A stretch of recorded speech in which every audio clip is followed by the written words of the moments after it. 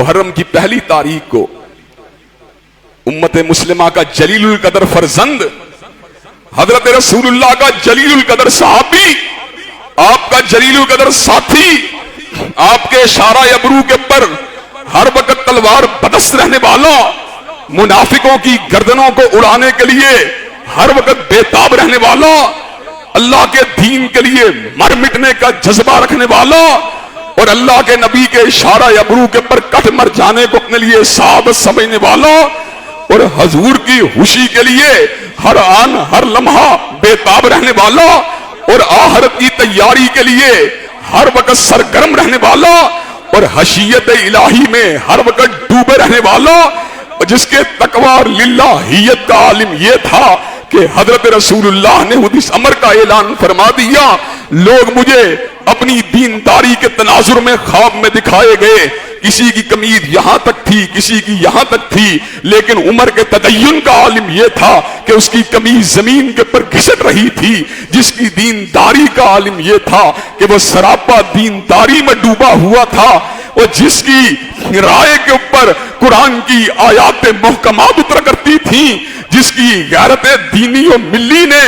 اس حد تک اس کو بےتاب کر دیا کہ اس کی تمنا کو پورا کر کے اللہ تبارک و تعالیٰ نے آیات حجاب کا نزول فرما دیا، اور جس کی ہیبت و حشمت نے کیسر و کسریٰ کے شیر دل جرنیلوں کو اپنی کچھاروں میں کپکپانے کے اوپر مجبور کر دیا، اور جس کی شہادت کی خبر حضرت رسول اللہ نے خود اپنی حیات مبارکہ ہی کے اندر دے دی، اور وہ عمر جس کی زندگی کی ایک ہی مقصد تھا کہ پوری کی پوری دنیا کے اندر اسلام کے جھنڈوں کو لہرا دیا جائے، اور جس کے جنتی ہونے کی بشارت خود حضرت رسول اللہ نے اپنی زبان رسالت مآب سے دی تھی کہ وہ 10 صحابہ جن کو حضرت رسول اللہ نے جنتی قرار دے دیا، ان میں سیدنا فاروق اعظم کا دوسرا نمبر ہے، اور حضرات گرامی قدر اسی کے اوپر بس نہیں ہے بلکہ سیدنا فاروق اعظم کی جنت کو حضرت رسول اللہ نے شب معراج بھی دیکھا تھا۔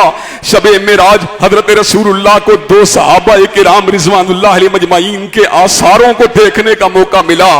ایک بلال حبشی تھے کہ جن کی قدموں کی آہٹ کو آسمان کی بلندیوں کے پر سنا گیا اور سنایا گیا،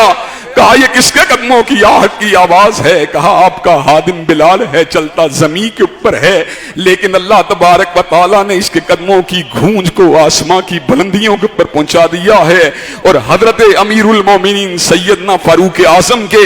محل کو بھی دکھلا دیا۔ حضرت رسول اللہ کو جنت کے اندر ایک انتہائی حسین و جمیل محل نظر آیا، اس حسین و جمیل محل کو دیکھ کر حضرت رسول اللہ نے پوچھا یہ کس کا محل ہے؟ کہا آپ کے یار عمر کا محل ہے۔ حضرت رسول اللہ قریب ہوئے، لیکن ایسے عالم میں کوئی حور یا خوبصورت عورت کی حرکت کو دیکھ کے حضرت رسول اللہ پیچھے ہٹ گئے۔ حضرت عمر فاروق رضی اللہ تعالیٰ عنہ کو بتلایا گیا، عمر تمہاری غیرت کی وجہ سے میں پیچھے ہٹ گیا۔ حضرت عمر رونے لگے، کہا حضور کیا میں آپ کے بارے میں بھی غیرت کر سکتا ہوں؟ حضرات گرامی قدر جس کی گورننس نے، جس کے نظم و نسق نے، جس کی رعایا کی خبر گیری نے، اور جس کی بے مثال حکومت نے اس کو اس مقام میں بلند کے پر فائز فرما دیا، جس کی عسکریت نے، جس کی فتوحات نے، جس کی تلوار نے، جس کے عدل و انصاف نے اس کو اس مقام میں بلند کے پر فائز فرما دیا کہ مسلمان تو مسلمان تھا، الفضل بما شاہدت بہ الاداء، کہ بڑے بڑے ماہرین سیاسیات اور بڑے بڑے ماہرین تاریخ جو ہمارے مسلمان بھی نہیں تھے، ہمارے ہم مذہب بھی نہیں تھے، وہ اس بات کو لکھنے کے پر مجبور ہوئے کہ دنیا میں جتنے کامیاب حکمران گزرے ہیں ان میں عمر کا نام نامی بھی انتہائی بلند ہے۔ حضرات گرامی قدر وہ رعایا کے حوال کی خبر گیری کے لیے گشت فرمانے والا،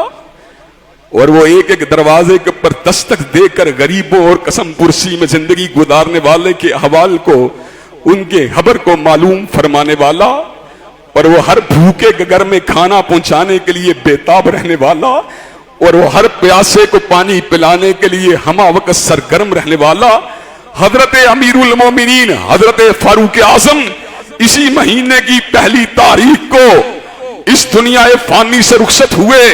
اور اللہ نے اتنا مقام بلند دیا، اتنا مقام بلند دیا کہ کے سونے کے لیے، ہمیشہ کی نیند کو سونے کے لیے حضرت رسول اللہ کے جوار ہی کے اندر جگہ کو عطا فرما دیا۔ حضرات گرامی قدر، اور اپنی خواہش کے ساتھ تمنا بھی یہی تھی، کہا